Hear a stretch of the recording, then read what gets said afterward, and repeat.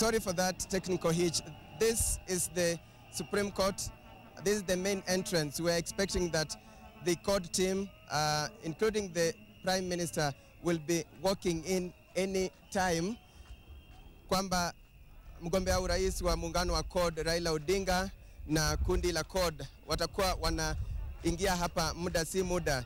Lakini tunapoendelea kukujuza mambo ambayo yanaendelea hapa kule ndani, na arifiwa kwamba mawakili wa muungano wa CORD tayari wameingia ndani, tayari wanashughulikia kuwasilishwa kwa kesi hiyo, kesi ya kupinga kutangazwa kwa Uhuru Kenyatta kama mshindi wa uchaguzi wa urais. Hapa awali tulikuwa tumenena na Haron Dubi ambaye alikuwa ameanzisha shughuli ya kuwasilisha makaratasi ya shirika la Africa Center for Open Governance ambalo pia linawasilisha kesi yake kupinga uchaguzi wa Uhuru Kenyatta. Na ninapozungumza nawe mtazamaji ni kwamba juu kuna ndege za polisi ama ndege moja ya polisi ambayo inazunguka, na nafikiri ni katika hali ya kuangalia usalama katika makao makuu haya ya mahakama ya juu zaidi, yani Supreme Court. Hapa awali waziri mkuu alihutubia mkutano na waandishi wa habari, ama alihutubia taifa akielezea ni kwa nini amechukua hatua ya kufika mahakamani ili kupinga kuchaguliwa kwa Uhuru Kenyatta. Na baadhi ya tetesi za muungano wa CORD ni kwamba si rahisi kujua ni nani alikuwa mshindi, kwani uchaguzi huo ulikumbwa na dosari kulingana na madai hayo. Na wanasema kwamba kulikuwa na takwimu ambazo si rahisi kuziweka pamoja hivi, kwamba katika baadhi ya maeneo bunge ama katika baadhi ya vituo vya kupigia kura kulikuwa na idadi iliyojitokeza wapiga kura ambao ilishinda idadi ya wale ambao walikuwa wamejiandikisha. Kule ndani, jinsi nilivyokuambia, mawakili James Orengo na Oraro wako ndani kushughulikia kuwasilishwa kwa makaratasi ya makesi ya muungano wa CORD, huku wakiwangojea wenzao kutoka muungano wa CORD kuweza kufika hapa. Na tukitazama nje, kuna wafasi wa muungano wa CORD ambao wamejitokeza kufanya maandamano. Wanasema kwamba ni maandamano ya amani, sio maandamano ya kuleta vurugu. Wanasema wamekuja kushuhudia shughuli hii ya kuwasilishwa kwa kesi ya muungano wa CORD, kesi ya kupinga kutangazwa kwa Uhuru Kenyatta kama mshindi wa uchaguzi wa urais.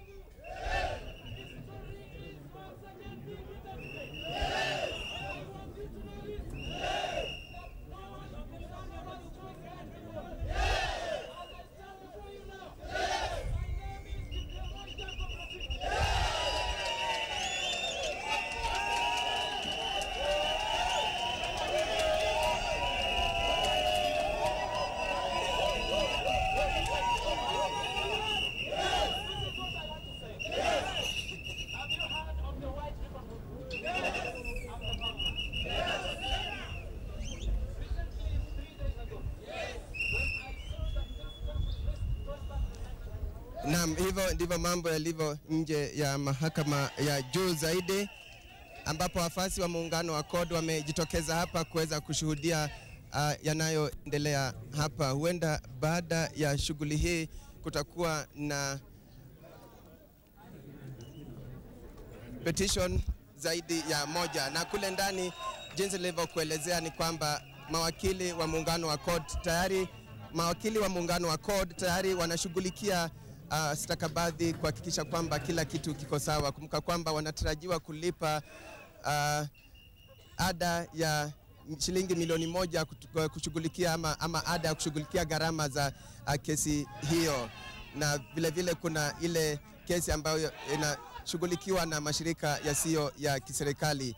Bado nakupa ramani ya jinsi mambo yalivyo leo nje ya mahakama ya juu zaidi. na hivi kwamba hii ndio siku ya mwisho ya makundi yanayopinga kuchaguliwa kwa Uhuru Kenyatta kuwasilisha kesi zao. Hii ndio siku ya 7 tangu Uhuru Kenyatta atangazwe kuwa mshindi wa urais, na katika muda wa siku 3 basi wale wanaoshtakiwa, yani tume huru ya uchaguzi na mipaka pamoja na mwenyekiti wake wataweza kupewa ilani kuhusu kesi hii. Hii ni katika muda wa siku 3, na baadaye kesi hii lazima itasikizwa ama kuamuliwa katika muda wa siku 14, na huenda mahakama itathibitisha kuchaguliwa kwa Uhuru Kenyatta kama rais ama kufutiliwa mbali kwa uchaguzi wake kama rais. Na kama uchaguzi wake utafutiliwa mbali, basi kutakuwa na uchaguzi mwingine wa urais. Hebu nikupatie jinsi mambo yanavyoendelea hapa nje, huku tukichunguza ni wapi wamefikia mawakili ambao wamefika kule ndani.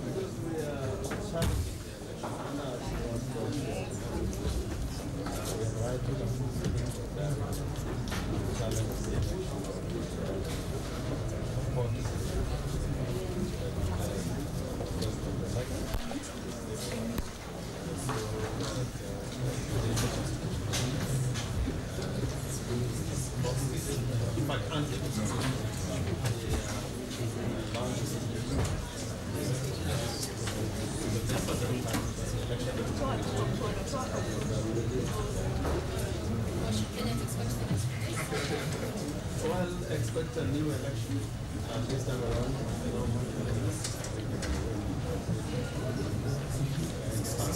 Final question. Yesterday you did say, of course, that what you are very concerned about is how the IEBC conducted the election. But if there is a same body that's going to conduct that election, so in essence, are you fighting to say that? No. This Supreme Court has the right to make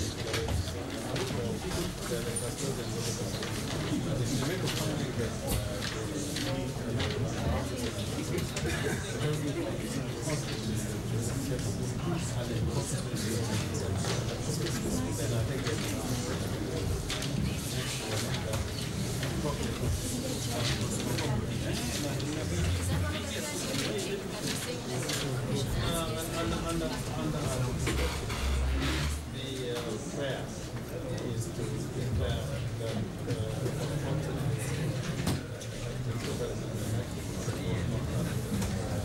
I think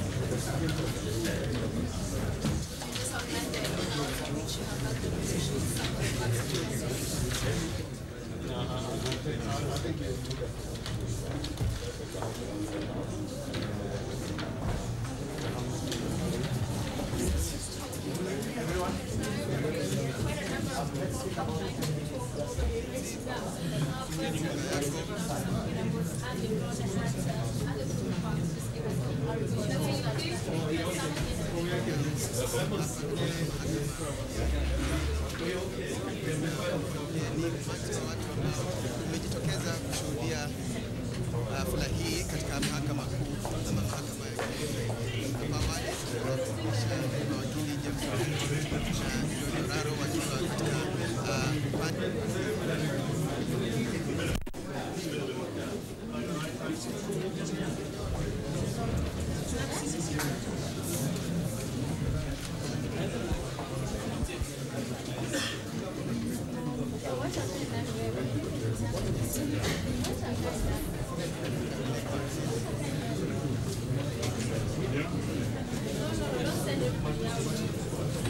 na pale tunaona baadhi ya viongozi wa muungano wa CORD akiwemo Johnson Budhama pamoja na James Orengo wakiwa nje hapo wakingojea kujua ni nini kinaendelea kule nje, pamoja na Amos Wako, baadhi ya mawakili ambao wamekuwa wakishughulikia kesi hii, yani mawakili Orengo, Amos Wako, Mutula Kilonza amekuwa pia mmoja wa mawakili ambao wamekuwa wakihakikisha kwamba kesi inafaa inawasilishwa. Manake jinsi tulivyokuelezea hapo awali, kesi hii inaweza kutupiliwa mbali kutokana na kasoro katika ratiba ya kuileta hapa. Manake lazima ratiba hiyo ifuatwe na kwamba wawe wametimiza kila kipengele ndipo iweze kuruhusiwa kuendelea kusikizwa mahakamani. Hapa awali Waziri Mkuu Raila Odinga alihutubia mkutano akisema kwamba yeye anapigania haki, kwamba yeye nia yake sio tu kuwa rais, bali kwamba ni haki ambayo ni kwa Wakenya wote, kwamba kama si yeye wakati huu itakuwa pengine ni mwingine anapigania haki yake, kwamba taasisi za kitaifa ziweze kupewa nafasi ziweze kutekeleza majukumu yao, na kwamba ijulikane iwapo Wakenya walishiriki kwenye shughuli iliyokuwa huru na haki ama ilikuwa shughuli iliyokumbwa na dosari, shughuli iliyokumbwa na udanganyifu. Alisema kwamba demokrasia ili kufikia kipeo ama kiwango ambacho imefikia katika nchi hii ya Kenya imetokana na kujitolea kwa wengi ambao wamekuwa wakipigania kuhakikisha kwamba taasisi za humu nchini zinapewa nafasi kutekeleza wajibu wao, na amekuwa akisisitiza kwamba yeye atakuwa wa kwanza kuweza kukubali matokeo ya kesi hii. Jinsi nilivyokuambia ni kwamba hapo pale nje baadhi ya wafuasi wa muungano wa CORD wameweza kufika hapo ili kuweza kushuhudia mambo yalivyo katika mahakama hii. Katika historia ya Kenya ni kesi ambayo inafuatwa kwa makini sana, kesi ya aina yake, ikikumbukwa kwamba katika chaguzi za miaka iliyopita kulipokuwa na wale walio onyesha kutoridhika na matokeo, juhudi zao za kuweza kufika mahakamani na kuhakikisha kwamba kesi zinaendelea hazikuwa zinafua dafu nyingine. Kwa mfano, pengine kesi inasimamishwa kutokana na hali ya kutofikia yule aliyoshinda ama shughuli ya kuwasilisha ikikumbwa na dosari. Lakini huenda wakati huu basi kwa mara ya kwanza Wakenya wakashuhudia malumbano na majadiliano na katika mahakama kuhusu uchaguzi wa urais. La mno ni kwamba mahakama ya juu zaidi inashughulikia tu matokeo ya urais, hivi kwamba si uchaguzi wote, bali ni hali inayotathmini matokeo ya kura za urais.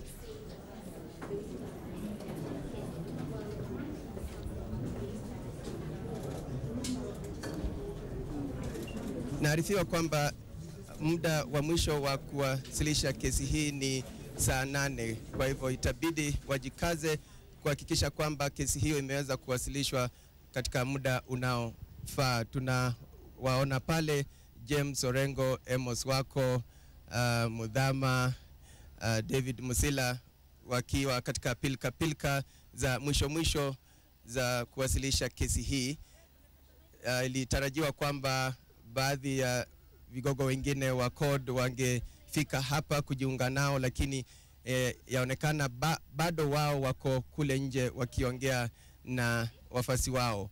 Hapo awali asubuhi kulikuwa na rabsha nje ya mahakama wakati polisi walipofyatua gesi za kutoa machozi na kuwatawanya wafuasi wa muungano wa CORD ambao walikuwa wamemiminika hapo nje, lakini baadaye kulikuwa na hali ya utulivu na mpaka sasa pia kuna hali ya utulivu wakati polisi walipowaacha waandamanaji hao kuendelea na shughuli zao, huku waandamanaji hao wakisema kwamba hawakuwa wanaleta ghasia zozote, bali wao walikuwa wanadumisha amani ili tu kujua ni nini kinaendelea.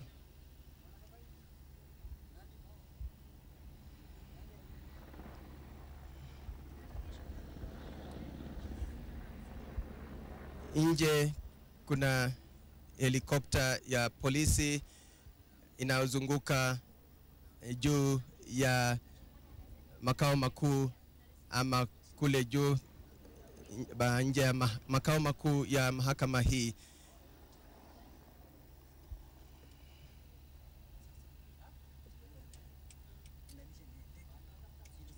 Kumbuka pia ile kesi ya mashirika yasiyo ya kiserikali bado pia haijakamilika. Kile kipindi ama ile ratiba ya kuweza kuhakikisha imekubalika kirasmi. Niliona wakili Harun Dubi akiondoka na makaratasi akisema kwamba kuna mambo kadhaa ambayo ameambiwa aende kurekebisha kabla ya kurudi kukamilisha shughuli hiyo. Na pia kukujulisha tu kwamba shughuli ya kusikizwa kwa kesi bado pia iko mbali, itaanza baadaye, si leo. Leo ni kuwasilisha tu kesi hizo. Tutaweza kujua muda si muda ni kesi ngapi ambazo zitakuwa zimeletwa hapa hatimaye, lakini kulingana na ratiba ni kwamba hatimaye kesi hizo zitaweza kujumuishwa ili ziweze kusikizwa pamoja. Katika muda wa siku 14 tutaweza kujua matokeo ya kesi hizo, na kwamba washtakiwa wakuu katika kesi hizi ni Tume Huru ya Uchaguzi na Mipaka, yani IEBC, na mwenyekiti wake Ahmed Isaac Hassan. Kwamba kipengele muhimu katika tetesi hizi ni uchaguzi wa urais. Je, uliendeshwa kwa hali inaendeshwa kwa hali huru na haki ama kulikuwa na dosari?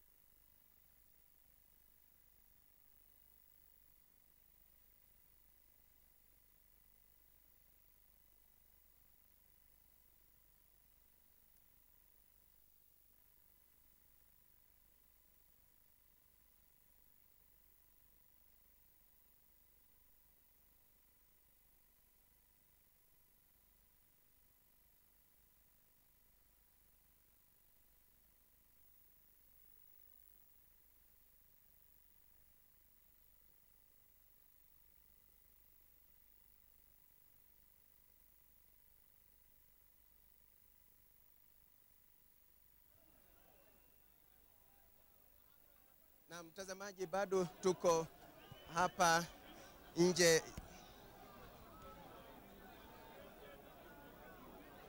Na mtazamaji, bado tuko hapa nje ya mahakama ya juu zaidi ambapo muungano wa CORD vigogo wao wameweza kufika hapa kuweza kuwasilisha stakabadhi za kutaka kuwepo kesi ya kupinga uchaguzi wa Uhuru Kenyatta kama rais.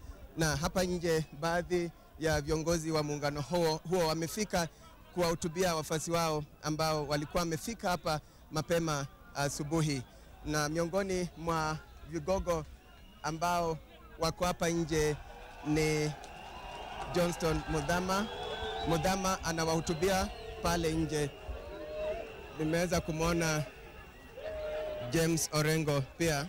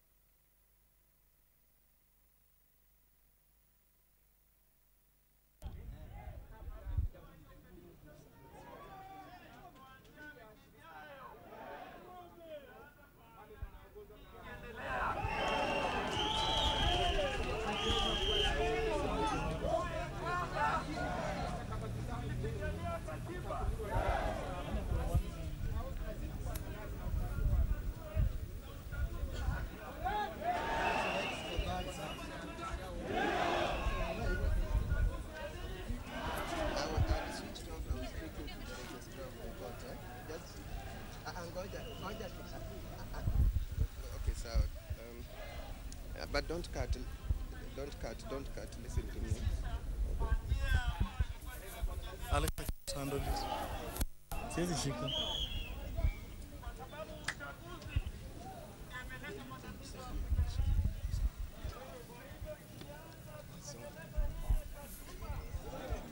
Biti, tell me who's on air so that I don't just move. Biti. Biti.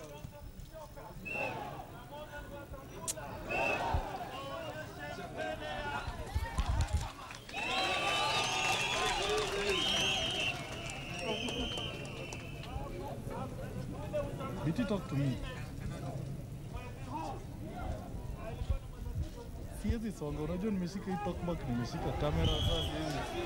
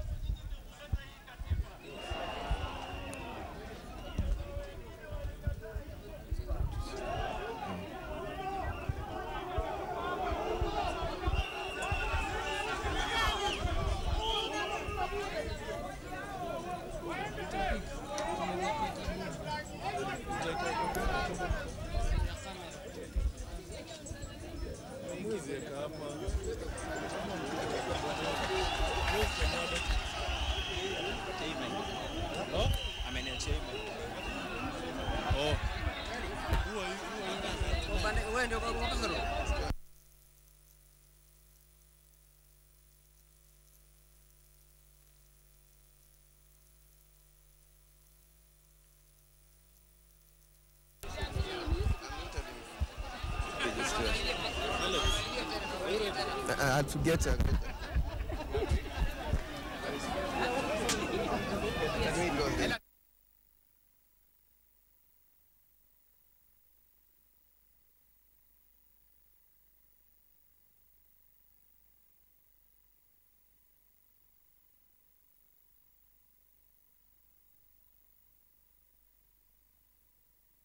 And as we,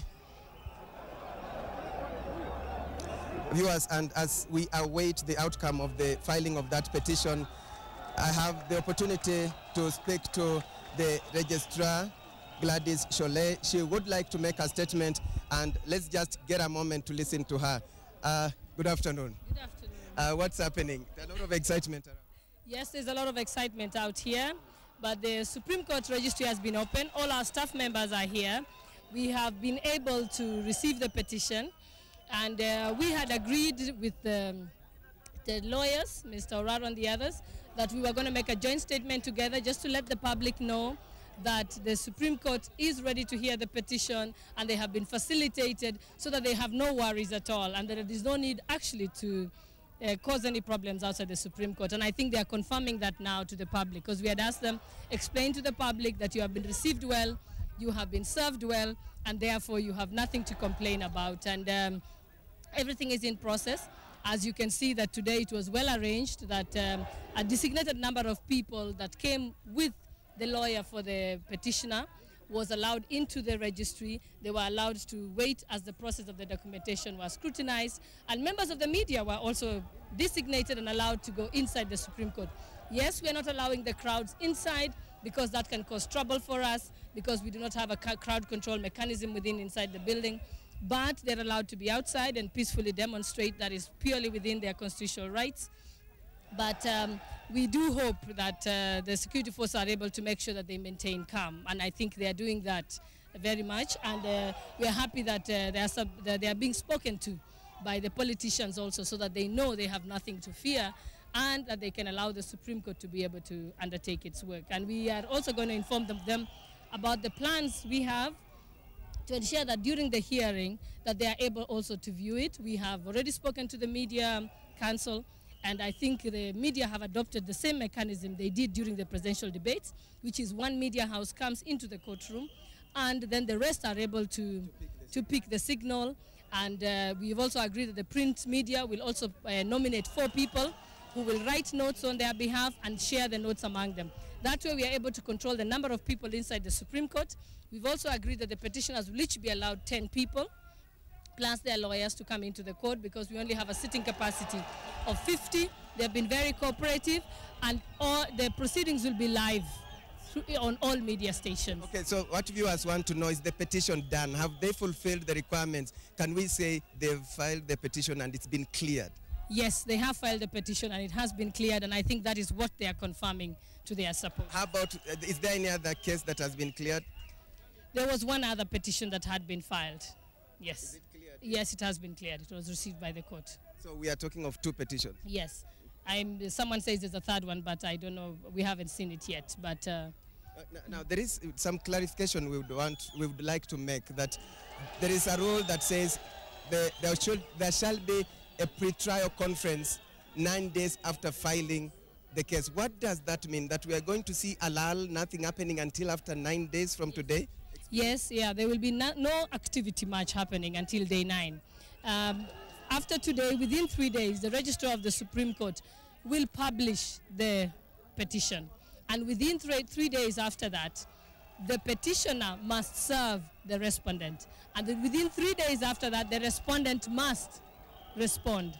And then on day 9, we shall then have a pre-trial conference. The pre-trial conference also is a meeting between the lawyers and the judges of the Supreme Court, where the judges are able to discuss with them what will you bring before the table, narrow down the issues so that the hearing can go much faster.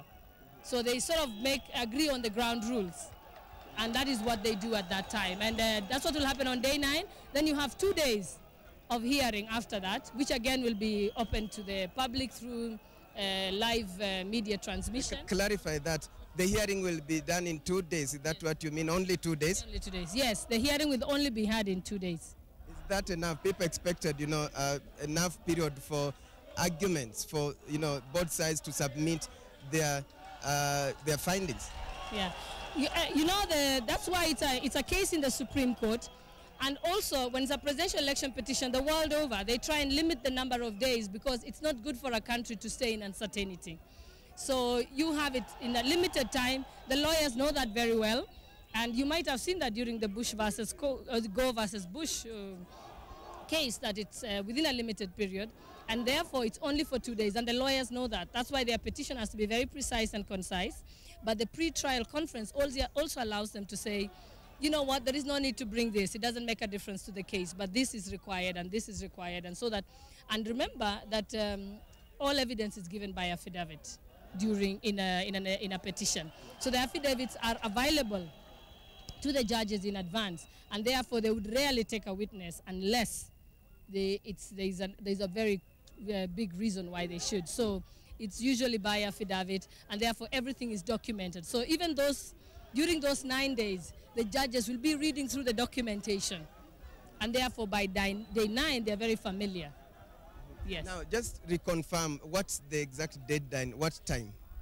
To midnight. Actually, our court is still open until midnight, so people can file other petitions between now and midnight. Yes. Yeah. So there was the confusion. What happens if there are several petitions? Explain what happens. I understand there's what we call consolidating the cases. If there are several petitions, explain to the members of the public what happens. If there are several cases, that's why this is not the end of the petitions coming before the court. We have until midnight for other petitions to come. What will happen is the judges will conference. The registry, you will see that it's full of researchers. They're going through the petitions and preparing briefs for the judges, and the judges will then have a meeting where they will look at all the petitions, see what the issues are, and make the decision as to whether to consolidate or not. That is purely within the decision of the judges of the Supreme Court. I know the Chief Justice touched on this, but just to reconfirm also, will all the 6 Supreme Court judges hear the case? Again, constitution of a bench is the Chief Justice's mandate. But remember that the Supreme Court is a collegial court. They have already made a decision, and you heard this from a public statement by the Chief Justice, that all of them will sit. But again, I cannot, that is something for the court to decide. As a collegial court, they will sit and make the decisions themselves as to how they conduct their work at the Supreme Court. Yes, but the last statement we have from the Chief Justice is that all 6 of them will sit. Okay. But you said you want to speak to the members of the public jointly with the court people. Again, what's the significance of that? Because it's already done. Yes, when initially that there was a huge crowd here, and there was actually difficulty in even managing the crowds. So after they came into the registry and I did meet them, they said, and I asked them, I pleaded with them, I said, go and speak to your supporters and tell them that you have been served well and there is nothing to fear and there is no need to cause any trouble outside the Supreme Court. They can demonstrate peacefully. And they asked me, can you join us in making that statement? And I said, I'm happy to do that. It's part of my job.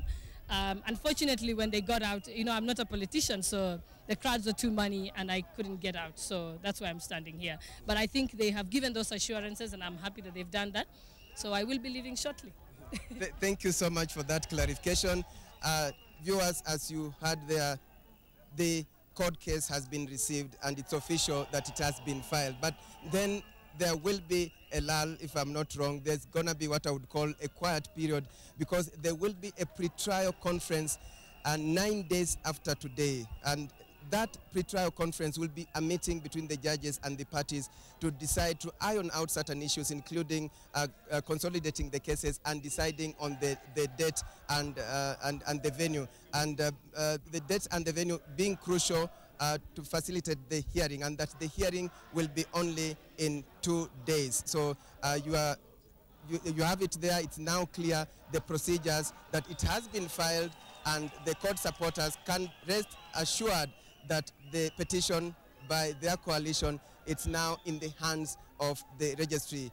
There was another petition by the civil society, and the time is still open. As the registrar has confirmed here, is that they have until midnight for those who have not filed yet and would like to file their case. So this is what is happening here at the moment at the High Court, and the registry officials were expected to address a joint press meeting, of course, with the supporters present, hearing what is happening so that they can tell them what has transpired so far. It's been a beehive of activity here outside the Supreme Court, and the court leaders are still addressing their supporters. There you can see Millie Odhiambo, MP-elect from Bita. Other leaders are James Orengo there, Senator-elect Amos Wako for Busia, among others.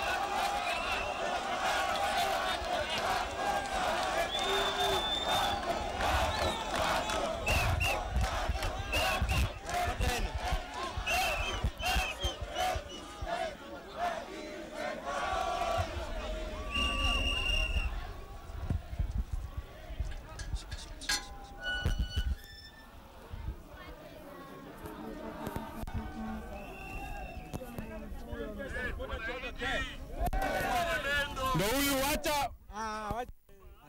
Citizen. Nani ananisumbua? Alex Chamada.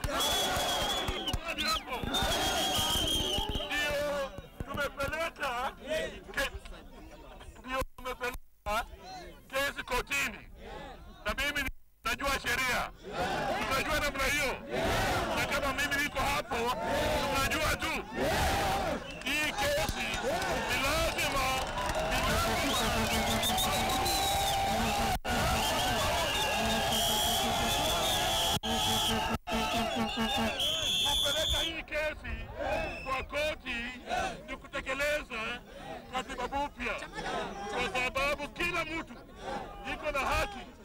Kama naona kwamba katiba inaenda namna hii, apeleke nani, apeleke kesi koti. Sasa watu wa court wataongozwa na Raila Amolo Odinga kuliko kwamba kura imepotea, alafu tumepeleka hii kesi kotini, na ni lazima tutafaulu. Asante sana.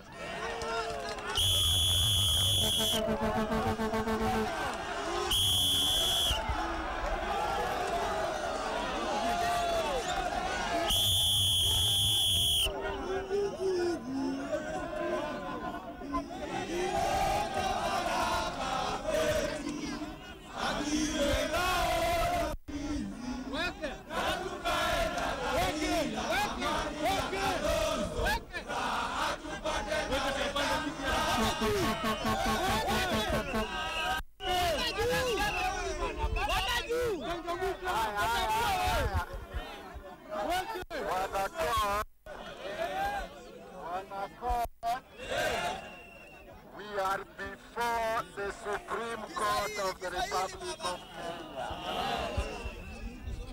The drama is sweet, but we have given enough facts and are waiting for the decision of the Supreme Court. We have got enough information to show that our victory was stolen. Yes. We look forward to the best judgment from our court. Thank you all very much.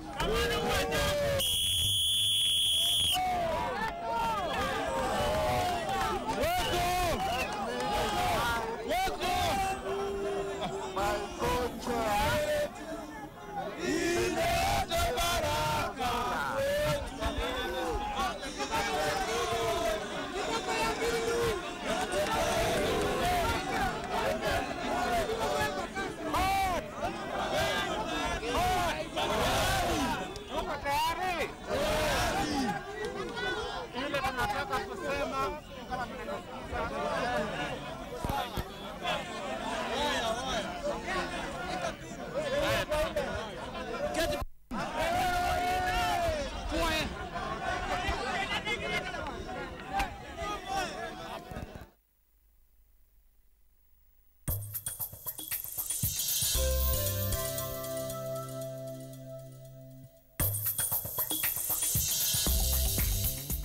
Vanessa is unforgivable.